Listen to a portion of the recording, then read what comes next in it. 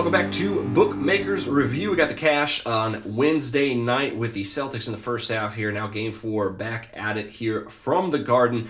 Going a little bit of a different route here. I just feel like the lines for this game are incredibly sharp, and while I do think backing the Celtics is probably the best way to go, I'm actually going to fade one of the Boston players here in a player prop scenario here. It is Derrick White under 1.5 3-pointers made here in this one.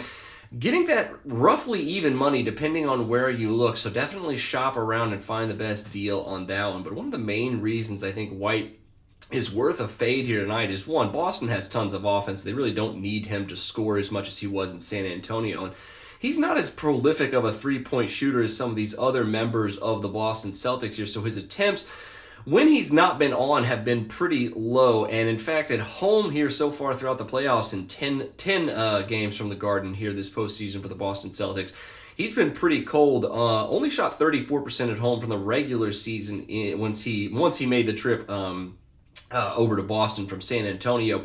But in the playoffs, he's only shooting 26% at home from beyond the arc, 10 for 38. If it wasn't for his big 4 for 7 performance in Game 6 against the Miami Heat, he'd be shooting 19% at home in 10 postseason games here. So I think under 1.5 3 is pretty reasonable here for Derrick White, as long as he doesn't get one of those patented red-hot games where he makes 4 or 5 of them, which he has done a couple times this postseason, but I'm not as afraid of that happening here from the Garden, where most of the other big stars for this team tend to show up.